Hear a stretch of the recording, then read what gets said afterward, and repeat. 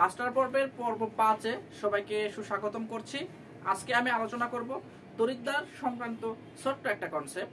এই কনসেপ্টে আমরা বেসিক্যালি যে জিনিসটা দেখার চেষ্টা করব সেটা হচ্ছে কোনো একটা তড়িৎ বিশ্লেষ্য কোষে যখন আমরা বিভিন্ন ধরনের তড়িৎদ্বার ব্যবহার করব তখন কোন ধরনের রাসায়নিক বিক্রিয়াগুলো আসলে স্পন্টেনিয়াসলি ঘটতে পারে এই ব্যাপারটা একটু দেখার চেষ্টা করব। খেয়াল করো, এখানে আমরা যথাক্রমে দুইটা তড়িৎ বিশ্লেষ্য কোষ ড্র করে রেখেছি এবং দুইটা তড়িৎ বিশ্লেষ্য কোষেই আমরা ইলেকট্রোলাইটস হিসাবে ব্যবহার করছি হলো গলিত কপার ক্লোরাইড।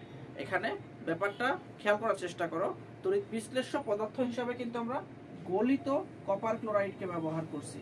আর কপার ক্লোরাইড গলিত অবস্থায় শুধুমাত্র দুইটা আয়ন সাপ্লাই দিবে। একটা হচ্ছে তোমার কপার 2+ আয়ন, আরেকটা হচ্ছে তোমার ক্লোরাইড আয়ন। দুইটা তড়িৎ বিশ্লেষ্য কোষেই আমাদের কপার 2+ আয়ন এবং ক্লোরাইড আয়ন অ্যাভেলেবল আছে। এখন এই তড়িৎদ্বার দেখো, আমরা তড়িৎ বিশ্লেষ্য কোষ বাম দিকে যেখানে রাখছি সেখানে দুইটা তড়িৎদ্বারকে ডুবায় রাখছি। একটা হচ্ছে তোমার অ্যানোড আর একটা হচ্ছে ক্যাথোড। অ্যানোড এবং ক্যাথোড তোমরা নিশ্চয়ই জানো যে ব্যাটারির ধনাত্মক প্রান্তের সাথে যেই তড়িৎদ্বারটি যুক্ত সেটা হচ্ছে অ্যানোড, আর ঋণাত্মক প্রান্তের সাথে যেই তড়িৎদ্বারটি যুক্ত এটার নাম ছিল হচ্ছে ক্যাথোড, তাই না? বোঝার চেষ্টা করো। এবার এই যে তড়িৎদ্বার দুটাকে আমরা ডুবায় রাখছি বাম দিকের তড়িৎ বিশ্লেষ্য কোষে, দুইটা তড়িৎদ্বারই আমাদের প্লাটিনাম ধাতু দ্বারা তৈরি। দুইটাই কিন্তু প্লাটিনাম ধাতু দ্বারা তৈরি।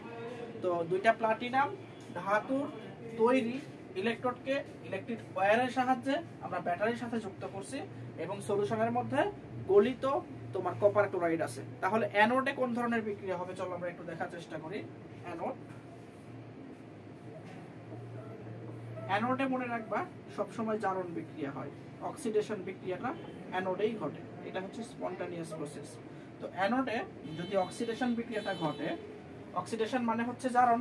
এখন জারণ কার হবে খেয়াল করো, কপার 2+ এবং ক্লোরাইড আয়নের মধ্যে। অ্যানোডে যাবে হচ্ছে অ্যানায়ন, অ্যানোডে যাবে তোমার অ্যানায়ন, অ্যানায়ন অ্যানোডে যায়। মনে রাখবা যে অ্যানায়ন যাবে হচ্ছে অ্যানোডে। দুইটা ক্লোরাইড আয়ন কি করবে দেখো, দুইটা ক্লোরাইড আয়ন সে দুইটা ইলেকট্রন ছাড়বে, ছেড়ে উৎপন্ন করবে হচ্ছে ক্লোরিন গ্যাস। ঠিক আছে? আর ক্যাথোডে যে বিক্রিয়াটা হবে, ক্যাথোডে মনে রাখবা হচ্ছে রিডাকশন বিক্রিয়া ঘটবে। রিডাকশন মানে হচ্ছে বিজারণ।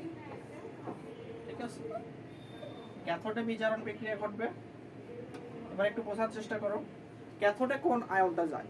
বেসিক্যালি ক্যাথোডে যাবে হচ্ছে ক্যাটায়ন। ক্যাথোডে কে যায়? ক্যাথোডে ক্যাটায়ন। এখানে শুধুমাত্র ক্যাটায়ন আছে কপার 2+, তাহলে কপার 2+ সে ক্যাথোডে যাবে। আচ্ছা, কপার 2+ দুইটা হবে না, একটাই হবে। কপার 2+ ও কোথায় যাবে? কপার 2+টা ক্যাথোডে যাবে। যাই কি করবে? দুইটা ইলেকট্রন গ্রহণ করে উৎপন্ন করবে হচ্ছে কপার। এইবার এই সম্পূর্ণ বিষয়টাকে যদি আমরা অবজার্ভ করি, এখানে বেশ কয়েকটা ঘটনা ঘটতেছে।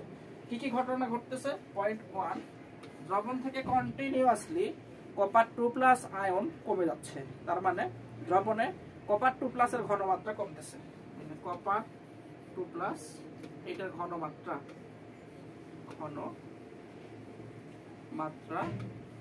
এটা হচ্ছে কম। ঠিক আছে? পয়েন্ট 2 একটু বোঝার চেষ্টা করো। এখানে দেখতে পাচ্ছ ক্যাথোডে কপার 2+ দুটো ইলেকট্রন গ্রহণ করে কপারে পরিণত হয়েছে। তার মানে ক্যাথোডে তোমার কন্টিনিউয়াসলি কপার জড়ো হবে এবং ক্যাথোডটা কন্টিনিউয়াসলি মোটা হবে। ঠিক আছে? অর্থাৎ ক্যাথোডের ভর তোমার বৃদ্ধি পাচ্ছে। পয়েন্ট 2 এ আমরা লিখে রাখবো কপার এর পরিমাণ এটা হচ্ছে বাড়ছে। আর পয়েন্ট 3 আমরা একটু বোঝার চেষ্টা করব। অ্যানোডে যেহেতু ক্লোরিন গ্যাস উৎপন্ন হচ্ছে, ক্লোরিন এটা গ্যাস, এই গ্যাসটা তোমার বাইরে বের হয়ে চলে আসবে। এইটা কিন্তু তোমার এই অ্যানোডে এটা কিন্তু জড়ো হয়ে থাকবে না, তার মানে অ্যানোডের ভর কিন্তু বাড়ে না। তো পয়েন্ট 3 এ আমরা লিখে রাখা হচ্ছে অ্যানোড, এই অ্যানোডের ভরটা হচ্ছে অপরিবর্তিত থাকে। অ্যানোডের ভর এটা হচ্ছে আনচেঞ্জড। এবার এই সেম বিক্রিয়াটা আমরা দেখার চেষ্টা করব। শুধুমাত্র চেঞ্জেসটা হবে হচ্ছে এইখানে তোমার তড়িৎ বিশ্লেষণ হিসাবে গলিত কপার ক্লোরাইডকে রাখছি, ব্যাটারির সাহায্যে আমরা দুইটা তড়িৎদ্বারকে সংযোগ দিয়েছি, কিন্তু তড়িৎদ্বার দুইটা তৈরি হয়েছে হচ্ছে কপারের, ঠিক আছে। দুইটা কপার তড়িৎদ্বার হিসাবে যখন আমরা অ্যানোড ক্যাথোড ব্যবহার করব তখন অ্যানোডে যে বিক্রিয়াটা হবে, খেয়াল করো, অ্যানোডে সবসময় জারণ বিক্রিয়া আর ক্যাথোডে হবে হচ্ছে বিজারণ বিক্রিয়া। তো ক্যাথোডে ক্যাটায়ন যাবে, ক্যাটায়নটাকে এখানে, ক্যাটায়নটা হচ্ছে কপার 2+, কপার 2+, সে দুইটা ইলেকট্রন গ্রহণ করবে, করে কপার ধাতুতে পরিণত হবে, ঠিক আছে।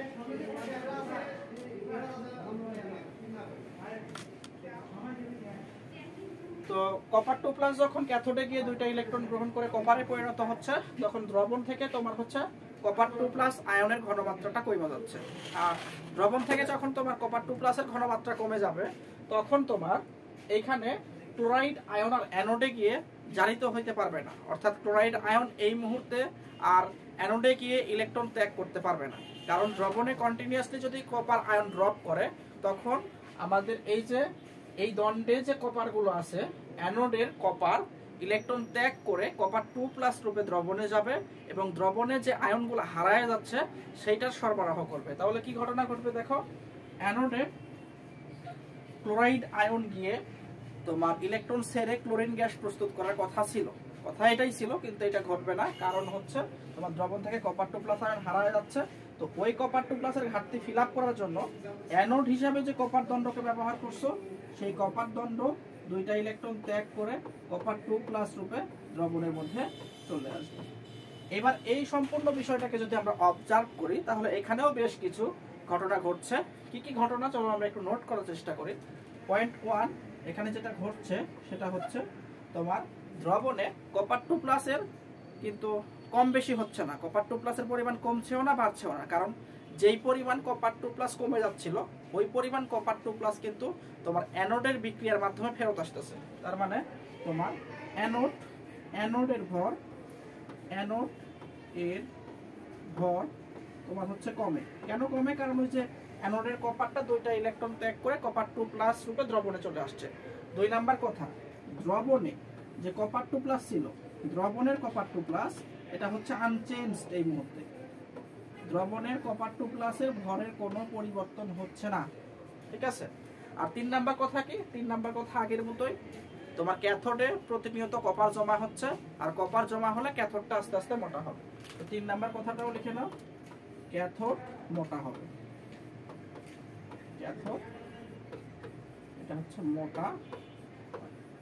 তার মানে আজকে আমরা যে জিনিসটা দেখার চেষ্টা করলাম সেটা হচ্ছে একটা সেম ইলেকট্রোলাইটসকেই যদি আমরা তড়িৎ বিশ্লেষণ করি শুধুমাত্র ইলেকট্রোড চেঞ্জ করে দিই, যদি আমরা প্লাটিনাম ইলেকট্রোড ব্যবহার করি তাহলে সলিউশনে এক ধরনের চেঞ্জেস আসবে। আর যদি আমরা ওই যে ইলেকট্রোলাইটসের তড়িৎ বিশ্লেষণ করতেছি ওইটার যে ক্যাটায়ন সেটাকেই যদি আমরা অ্যানোড ক্যাথোড হিসেবে ব্যবহার করি তাহলে আরেক ধরনের চেঞ্জেসটা আসে। তো দেখা হবে পরবর্তী লেকচারে। ভালো থেকো, সুস্থ থেকো, আল্লাহ হাফেজ।